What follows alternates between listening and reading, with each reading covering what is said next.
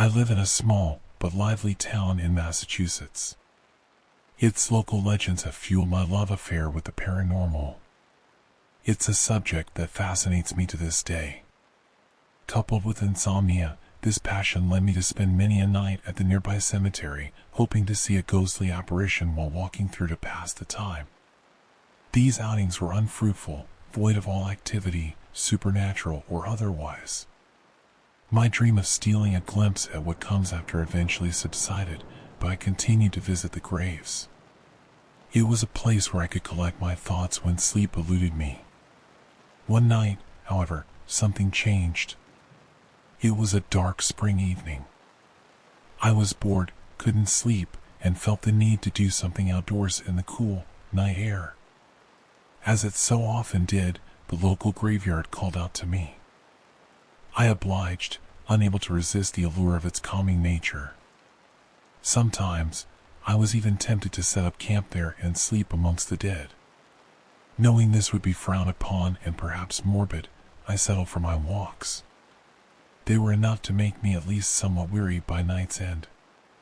After a couple of hours there, I decided on one last stroll along the headstones in an attempt to become tired before heading home. Upon starting my walk, I noticed something. There was a light on in the groundskeeper's shack. It wasn't like him to be working so late. This wasn't completely out of the ordinary until you factored in the large, gaping hole nearby, big enough for several caskets. It was a miracle I hadn't fallen into it earlier in the night. Curious as to what the old man was up to, I crept over to the shack, making my way to the busted window on its side. What I saw was strange. Inside were 9 men wearing tattered, blue shrouds, partaking in a makeshift feast. The main course was an oily, red stew with a horrific smell that permeated the shack's walls and ventured up my nasal passages, tempting me to gag. The men winced when putting it to their lips, save for 3, a tall man at the end of the table and the 2 sat beside him. When the feast was over, this tall figure stood up and addressed the room. "Hello, newcomers. I hope dinner has been to your liking." He spoke with a firm voice.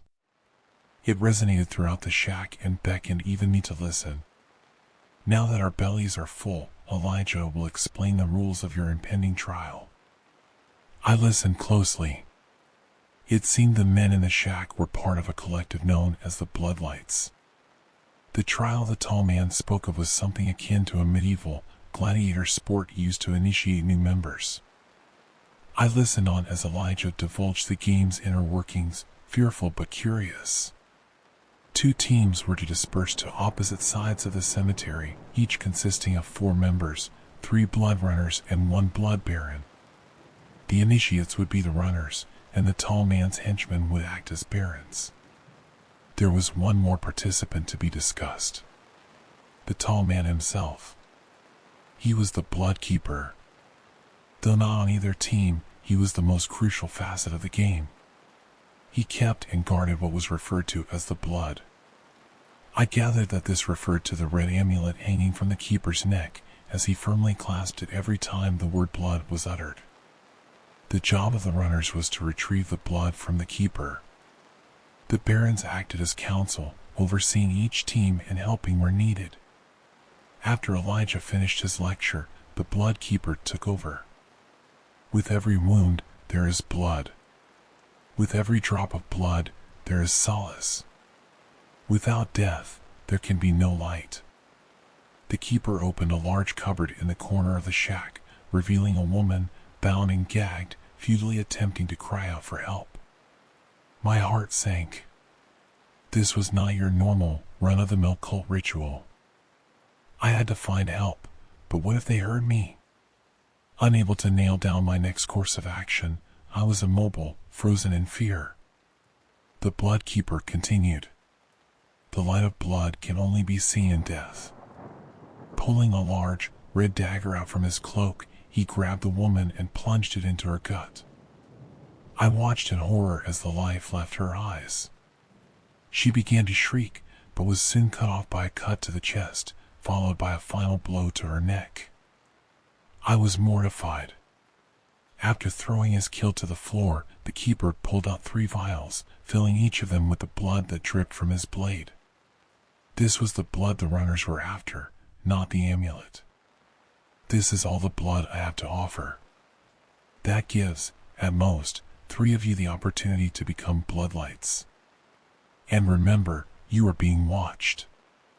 Those who fail to collect must be disposed of. The same goes for any outsider you encounter. Corpses are to be thrown in the pit. Dear God, I was truly in danger. That's what the nearby hole was for. The perfect hiding spot for a mass grave. You must stop at nothing to obtain one of these vials. All others will be sacrificed. Your thirst for blood must be as strong as your will to live. The men exited the shack to begin the trial. I scurried silently to the wooded part of the graveyard and hid behind a large tree, not wanting to end up like that poor woman. I just needed an opening to escape without being noticed. Glancing out at the cemetery, I saw a runner knelt before a grave, eyes closed. I assumed this was a requirement before the game commenced. A perfect chance for me to make a run for it. Let the trial begin. The bloodkeeper's voice echoed through the trees before I could take even a single step towards safety. My survival still hung in the balance. Using a moonlit pool of water by my feet as a reflective surface, I watched as Elijah and 3 runners strategized just 10 yards from my position. My heart was pounding so hard, I was worried they would hear it. Between the beating in my chest and the conspiring whispers that filled the forest, my ears were consumed with an unsettling symphony of torture. Just when I couldn't bear another moment, silence cut through the brisk night air like the keeper's dagger piercing that woman's skin. A chill then burrowed into my spine. The puddle's reflection bore no cloaked figures. Peering out from behind the tree confirmed that they were gone, or at least, nowhere to be seen. This was my chance. Looking off into the distance, I saw a tomb by the main road, maybe 100 yards away. It would provide the perfect cover to escape towards civilization, but there was no way I could waltz over there without being seen. The woods wrapped around the cemetery, so running from tree to tree would strengthen my odds of survival. I took a deep breath and braced myself.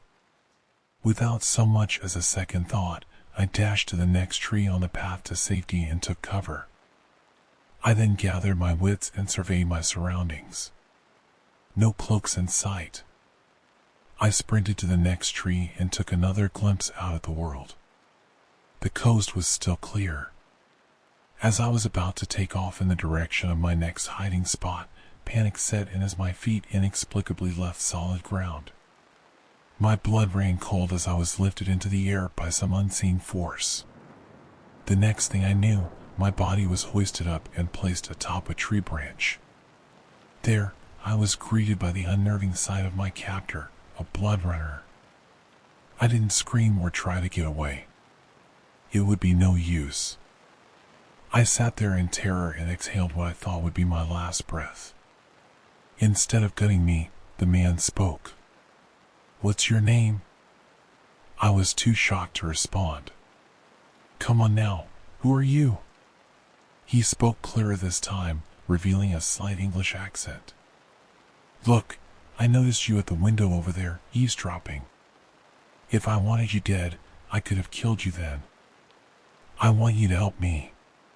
"Help? You?" I asked. "Yes. I'm going to use you to my advantage. I take it you know what we're doing here, and you know the rules of the game?" I nodded slowly, still shook. "Good. With you, I may be able to turn the tables and get the upper hand." I was frightened, but I calmed down enough to focus on the runner's plan. "See that tomb over there? That's where the bloodkeeper is." My stomach turned. To think this guy may have just saved my life. "I need you to go over to the tomb and open the door, slowly. The bloodkeeper will surely take a swing at you. Just as he's about to end your life, I'll swoop in and end his." "But why?" I asked. "That's not part of the game." Right you are. You need not concern yourself with the why. Just know that if you don't do as I say, I will kill you myself. Now get going. The man gave me his cloak for protection and pushed me out of the tree. I didn't want to risk facing the Blood Keeper, but I didn't want to perish at the runner's hands either. My fear of dying kept me from deviating. I again ran from tree to tree, eventually making it to my destination, the stench of bloodshed wafting through the air as runners fought for control of the field. With my back pressed to the cold, aged stone, the pull to escape grew. The main road was within reach, but the thought quickly subsided. I was far too worried the Englishman would catch up with me and take his price. He was able to climb a tree and lift my weight into it without a sound. It was clear he possessed the agility and stealth needed to take me by surprise during a haphazard run for the hills. I sighed in defeat, knowing that, one way or another, I would probably die that night. Mustering up every bit of courage I had left, I crept around the tomb and faced its door. My shaking hands reached for the rusted handle and pulled it towards me. Before its hinges could even creak at the motion, the door burst open, pushed from within. The force knocked me over, my head connecting with the unforgiving ground. The moments that came after remained fuzzy. The Blood Keeper towered over me, half of his body in shadow, the other soaked in moonlight. A vision of death there to steal the blood from my racing heart. My eyes grew weary and shut for an instant before opening to see another figure. I couldn't make out who was who in my dazed state, but one attacked the other, completely overpowering them. The prey in this scuffle fell to his knees before landing face first into the cold, cemetery soil. The familiar sound of metal colliding with flesh rang through the air as the victor saw to it that the job was done. I prayed it was the Blood Keeper being torn apart, otherwise, I was a goner. My eyes shut again before unconsciousness finally took hold. "Hey, are you alright?" I heard an old man's voice as I came to. "Are you okay?" I opened my eyes to see who it was. The groundskeeper stood over me, holding a lantern to my face. "What? How? Where are they?" "Where's who?" he asked. "You don't understand. I should be dead." The groundskeeper stared at me, confused, but then smiled. "Come on. You'll catch cold out here." The groundskeeper, who I now know to be Pete, invited me into his shack. He prepared some food and tossed me a blanket to keep warm. Thankful and in need of an ear to fill, I told him everything, despite how I knew it would sound. I didn't describe the men by their given titles, but Pete seemed to know who I was talking about. "Sounds like you had a run-in with the Blood Keeper." "That's him." "How did you know?" "His spirit has been visiting these grounds for over 100 years now, I suppose." "His spirit? Incredible. It was all a haunting. Something I always thought I wanted to experience firsthand." Pete and I talked for a long while. He knew all about the Bloodlights and their dastardly deeds. Apparently, they were a sadistic cult that formed in the 1800s, terrorizing the local community. Each Bloodlight initiation brought with it more disappearances. They used the cemetery as a space for their trails, burying casualties and sacrifices at the end of every night. After all, who would look for the bodies in a graveyard? Over 50 souls fell victim to the Bloodlights before their sinister games were brought to a halt. During their last outing, an Englishman infiltrated their ranks and killed the Blood Keeper, avenging the death of his wife who had been murdered during one of their trials. Soon after, his disciples came forward, claiming to have been controlled by the Keeper's amulet, alleging that it had supernatural powers. No such amulet was ever recovered. After Pete explained everything, I sat in awe, dumbstruck by the whole ordeal. Had I relived that fateful night? Or did I time travel and help that man fulfill his goal? I may never know what happened that day, but one thing is certain. I will never visit another cemetery for as long as I live, just in case the ghost of the blood keeper is still out there, making his rounds.